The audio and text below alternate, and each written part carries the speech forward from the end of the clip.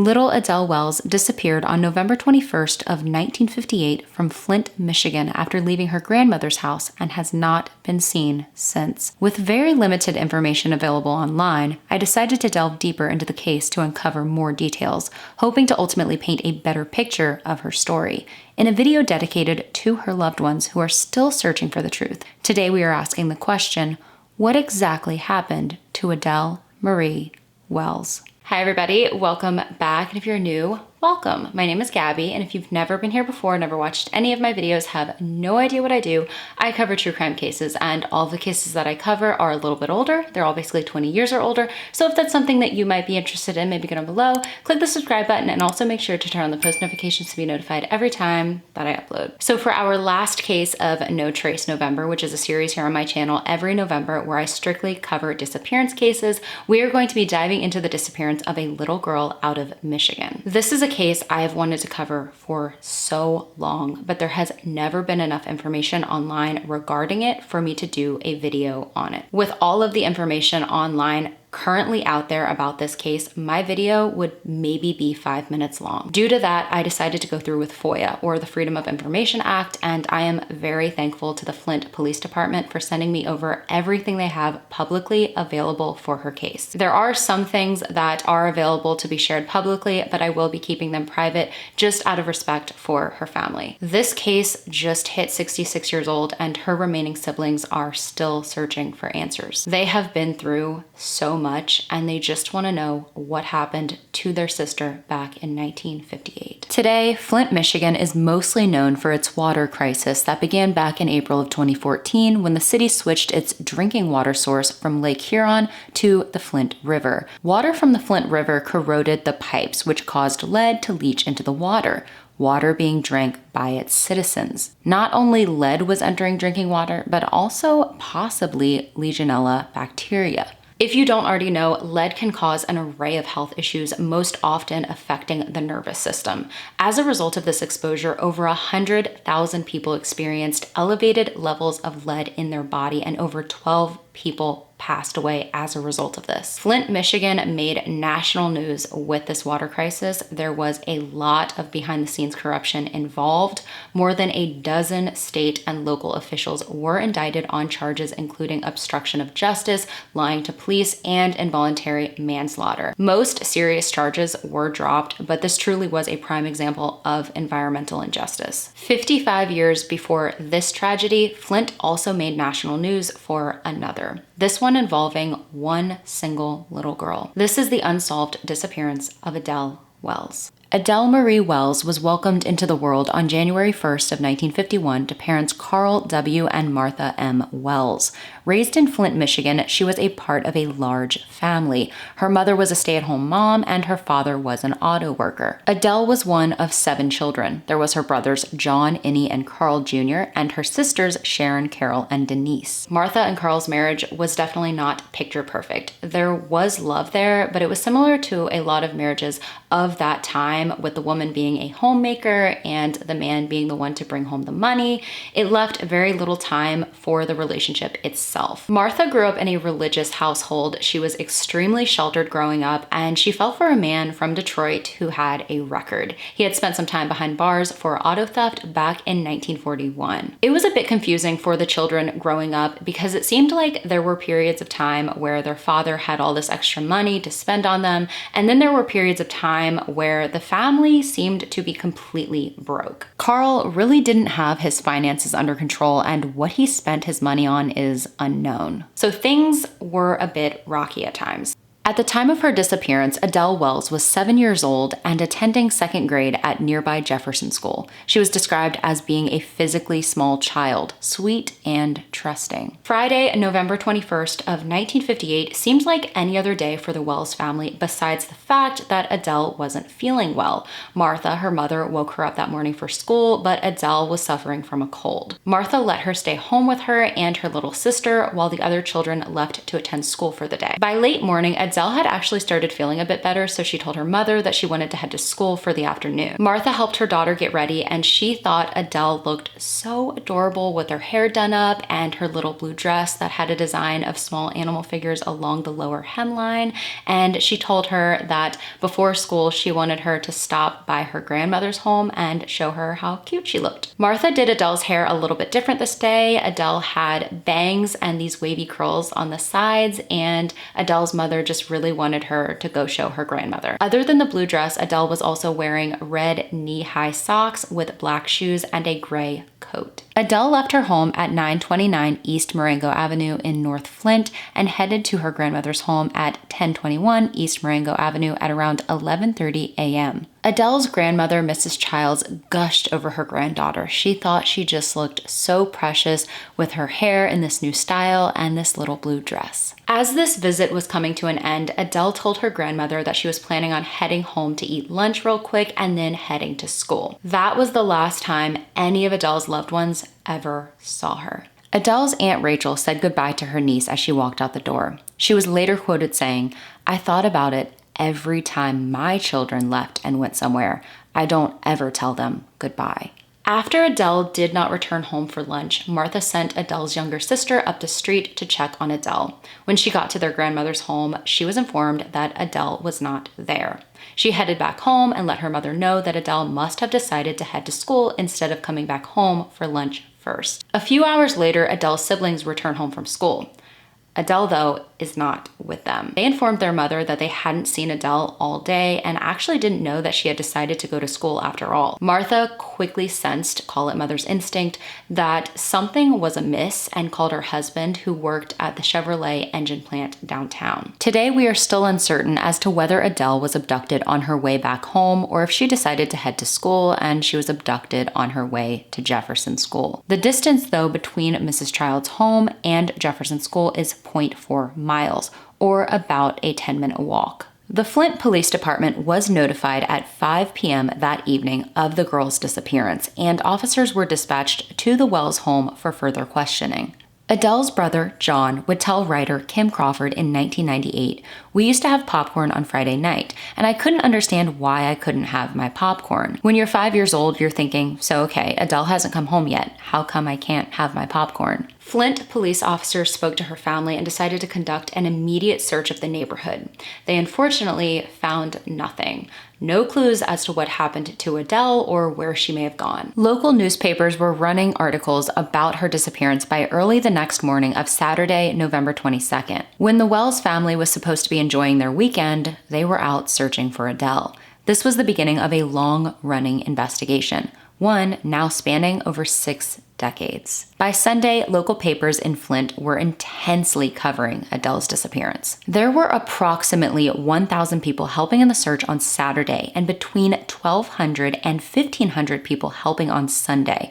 Assisting the Flint Police Department was the Flint Fire Department, Beecher Fire Department, and C&O detectives and local volunteers. Chief of Police George B. Paul ordered 4 teams of police and detectives to oversee Adele's case. The efforts were being led by the head of the Juvenile Bureau, Lieutenant Tom V. Waldron, who was the one who handled all the missing persons reports. For days, people searched all throughout Flint, up and down the streets of every neighborhood, in parking lots and parking garages, Grace Lawn Cemetery, grocery stores, an abandoned schoolhouse, landfills, gravel pits, wooded areas, lovers' lanes, homes of friends and family, vacant houses and abandoned cars, boxcars at the railroad, in ditches, parks, and even a discarded refrigerator found in Adele's neighborhood, anywhere a small child could be hiding. They also made sure to check the banks of the Flint River and around Gilkey Creek. Within the first couple of days of Adele's disappearance, supposed eyewitness accounts and sightings were coming into the department. One report that authorities deemed trustworthy stated that they saw a man described as being either white or black with a very light complexion carrying a little girl who looked like Adele. The man was said to be carrying the girl to a black 2-door 1949 to 1951 Chevrolet with a damaged fender. This witness claimed to have seen the car parked on Lewis Street, which has since been named Chavez Drive. I do have to mention that this area is not that far from the Flint River. Another witness came forward claiming that the day of Adele's disappearance, they saw a little girl matching her description getting into a car with two men not far from Jefferson School. A full description of these two men or the style of vehicle they were supposedly driving has never been stated publicly. There was also another supposed witness, a classmate of Adele's, who stated that she saw a little girl that looked a lot like Adele being beaten in the woods by a man. I am not entirely sure if this was a story that this little girl immediately told an adult about or waited until she heard of Adele's disappearance before speaking up. Authorities, though, have never been able to 100% verify any of these witness accounts, but did state they believe the first one is one that they believe to be overall trustworthy. After the story of the man carrying a young girl to his black car started spreading around the area, multiple children from Jefferson School came forward claiming that a man fitting his description tried to lure them into his car, which also so happened to be a black car. Now, a lot of times children do want to help. They want to be a part of something. They want to feel like they're involved. They want adults to listen to them. So they will come up with different stories to try to feel included. So I'm not entirely sure if these children did make this up or it was something that actually happened. I do believe that we should listen to children and hear what they're saying, especially if it is about something serious. But as we know, sometimes children do like to fabricate stories. From everything that I read, it really didn't seem like this was an ongoing issue in the area of a strange man trying to snatch up children and put them into his black vehicle. This only really started spreading after Adele's disappearance. There was also another report on November 24th that was looked into. A man phoned authorities at 9:45 p.m. stating that at around 11 p.m. the night of Adele's disappearance, he and his wife checked into their cottage at Wampler's Lake and heard a girl screaming. Wampler's Lake is roughly 93 miles southeast from Adele's home. He said the screams lasted about a minute and the girl was screaming, "No, no," over and over again. The man and his wife got into their car and drove over to the swampy area where they thought the screaming had been coming from, but found nothing. He said that about an hour later, he saw hunters with lights and dogs in that general area. He said that he didn't think to phone authorities about it until after he got home and saw the news of the missing girl from Flint. Multiple people around this area were questioned, and it didn't seem like any of them had heard anyone screaming that night or saw anything suspicious at all. Some of them did have children, though, from what I saw in police reports. Could it have been some of their children playing nearby? We don't know. If there actually was a girl screaming that night, authorities have never found the source of it. During this time, multiple men were pulled over and questioned by officers on patrol. Their vehicles were checked and they all ultimately checked out. On November 25th, the Flint Police Department did receive an anonymous tip that the body of the missing girl would be found along Genesee Road, north of Lapeer Road. An officer was sent to the area and found nothing. On the same day, the department received a tip from a Cecil nun who claimed they may have information the police would like to know regarding Adele Wells. An officer called them back immediately, and Cecil stated that he and his wife were driving through Flint the day before and spotted a black bottom and gray top 1949 or 1950 Mercury coupe driving very slow at Coldwater Road and Jennings Road. Then they saw a gray coat lying in the middle of the road. He said that sometime later he was driving back that way and saw the gray coat on the north shoulder of the road. An officer was sent over and along with Mr. Nunn checked the area and neither could locate this gray coat. The man was insistent that he saw a gray coat on the road. Now, if it actually existed, whether it was Adele's coat or not is completely unknown. Around this time, multiple items of clothing were located in a cornfield close by, but in the end, it wasn't believed that any of these items of clothing actually belonged to Adele. When I went over the police reports, I did see a list of all of the items of clothing that they did locate, and none of them seemed to be a blue dress, a gray coat, red socks, or black shoes. Multiple people, mostly women, called in claiming that they saw suspicious people in the area. One stated she saw a large man walk into the woods near her home with a notepad and then leave. This man has never never been located. Another stated 2 men went into the woods behind her home and seemed to be hiding behind trees. This struck her as odd, and when she went to go get her daughter to come look at the men with her, the 2 were gone. These men also have never been located. The Flint Police Department, primarily within the first week, was flooded with people calling in saying they saw something peculiar that may be in connection to Adele's disappearance, whether that be a person or vehicle. Some were tracked down, some were not, but none seemed to have any solid connection to Adele. That was one of the most frustrating aspects of this investigation for authorities.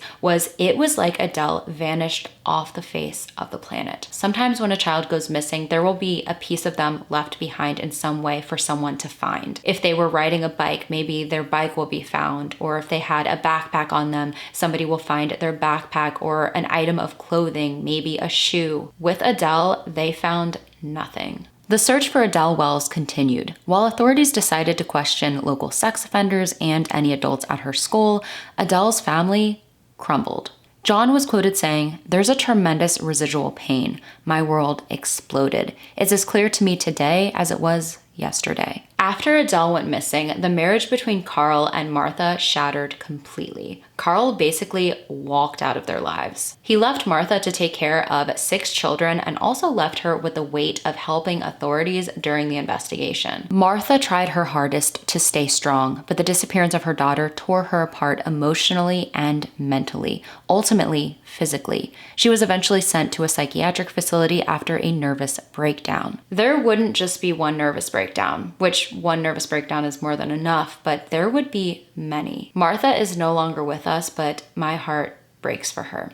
Martha would actually end up giving birth to one of Adele's younger siblings while she was in a facility. She had full custody of her children, but after multiple extended stays at mental institutions, social workers stepped in. The children had been staying at their grandparents' home while their mother was being cared for regarding her mental health struggles, and on one night, at random, authorities came in to take the children, which you can only imagine how traumatic that was for everyone. The children, their mother in the psychiatric facility, and also the grandparents. On the night that the children were taken by social workers and authorities, John said it was almost like a raid. He said that there was screaming and running and pleading for them to not take them from their grandparents. He said there was one point where he remembers he was being dragged out from under a bed. One of his older brothers, who was a teenager at the time, managed to escape through a window, but the rest of the children were taken away. At first, they were sent to the child welfare home or the state facility in Flint Township.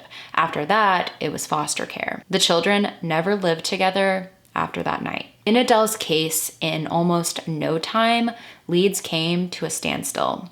No new information was coming forward, and everyone they questioned checked out. Just like in so many other cold cases, over time, the storage box was moved further back on the shelf, then eventually maybe even ended up in the basement at the department. Files were lost, newspapers stopped reporting on the case, and detectives moved on to other cases, more current cases, and then there are retirements and ultimately deaths, all while a family still grieves every single day. It wasn't only Adele's immediate family that felt her loss, but the loss of her was felt for decades after. Children of her siblings, her nieces and nephews, would grow up wondering what happened to their aunt and if her case would ever be solved. Martha never fully recovered mentally. After being discharged from her last psychiatric hospital, she would end up developing an addiction to alcohol and cigarettes. She would develop emphysema, be put on a ventilator, and live with her daughter Carol until she passed away in July of 1987 from heart failure. This was 28 years after Adele's disappearance, and doctors were honestly surprised that she lived to 57. Many of her loved ones believe that she held on for so many years because she was just waiting for Adele to come home. To say that Adele's disappearance affected her mother's mental state immensely would be an understatement. Poor Martha had been hospitalized 3 separate times within the first 5 weeks of the investigation. There are some of Adele's siblings that do not discuss her absence at all. It's just too hard for them to talk about in any way, which is completely understandable. But a few of them have done interviews through the years and really tried to get the word out there as much as possible regarding her case. It is not believed that Adele ran away from home. The overall consensus is that she was abducted. There were a lot of rumors that spread throughout the neighborhood that Adele lived in, but the one at the forefront is that she was possibly sold to strangers. From what I read, some close to Adele may believe this to be true as well. If she wasn't abducted and she was actually sold, suspicion does lie on their father. Especially after their mother passed away, John really tried to have a relationship with his father. It unfortunately did not end well. In February of 1992, John visited his father at his home. His father was nearly 70 at this time, and Carl ended up shooting John. The reason is unknown, but John, with sympathy for his father, because of course it was his dad, told authorities that he did not want his father to go to prison. Carl's charge of assault with intent to murder, along with several counts of felonious assault, was dropped down to aggravated assault. It was ultimately classified as a misdemeanor, and Carl was put on probation. All because John did not want to press charges. John decided that attempting to have any sort of healthy relationship with his father was not going to be possible.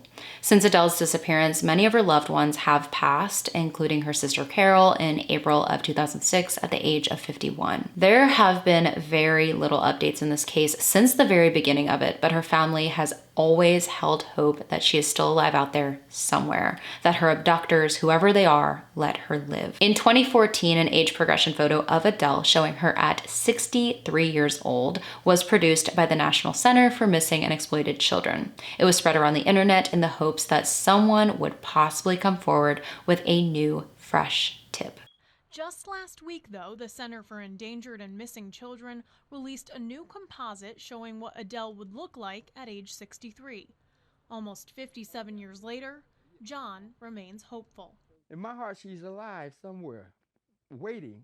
He just wishes Adele hears his message. In May of 2016, Detective Hosmer of the Flint Police Department was reached out to by a woman living in Sacramento, California, who stated that her aunt had been abducted as a child and was living in Chicago, Illinois. The family was trying to discover her real identity, came across photos of Adele Wells, and felt that she resembled her. The woman that she was raised by was deceased by this point, so attempting to question her regarding her origins was impossible. Authorities spoke to the woman in Chicago directly. She didn't feel like she was the missing girl from Flint, but she agreed to a DNA test to see if she possibly was her. DNA testing was eventually conducted, and it turns out that she was not Adele Wells. The most recent age progression photo of Adele was released in 2020, showing her at 69 years old. Her loved ones are still hoping and praying after 66 years that someone out there knows something, that maybe she is still alive, and if she is, for her to hopefully eventually see that they never gave up on finding her. When it comes to any other outcomes of what could have happened back on that day in 1958, they really do not like to think about that. Adele Marie Wells was an African-American 7-year-old girl who, at the time of her disappearance, stood at 3 feet 6 inches tall and weighed approximately 50 pounds. She had black hair and brown eyes. She was wearing a gray cotton coat, a blue dress with a design of small animal figures along the lower hemline, red knee-high socks, and black shoes. If you have any information regarding the disappearance of Adele Wells, you are urged to contact the Flint Police Department at 810-237-6800. All of the information that I have to share for you all today regarding the disappearance case of Adele Marie Wells. From everything that I read about Adele, she seemed like such a sweet little girl, but she also seemed very trustworthy. Like if she said something, she was going to do it. I really do believe that when she told her grandmother that she was going to go back home and eat lunch, that is where she was headed, which is so much more terrifying because the distance between her grandmother's home and her home was far shorter than the distance between her grandmother's home and Jefferson School. To think that anyone could go missing and be missing this long when they were going from one house to another house, that was such a short distance away. And I think one aspect of this case that is genuinely so haunting is that it could have been somebody who lived in that neighborhood. It could have been somebody who was friends with the family, who knew Adele. Maybe it was somebody that she trusted. Like in so many other videos, I've said that there have been cases older than this one that have been solved, and I truly just hope that her family can get the answers that they've been longing for so long. Like with any of the other cases that I've covered on my channel, you never know who may stumble across this video, so make sure to leave some kind words down below in the comments for the loved ones of Adele Wells. I know that the cases that I've covered this month have been very heavy and very heartbreaking because we don't have any answers to any of them. I do want to say that for December, I do Docember, where I cover cases of John and Jane Does, and some of those cases I am going to be working with Author Inc. for those videos, and there are some cases that have had some good news, which is all we want for any of these cases. I hope you all have an amazing rest of your day, wherever you are. Stay safe, and I will hopefully see you in the next one.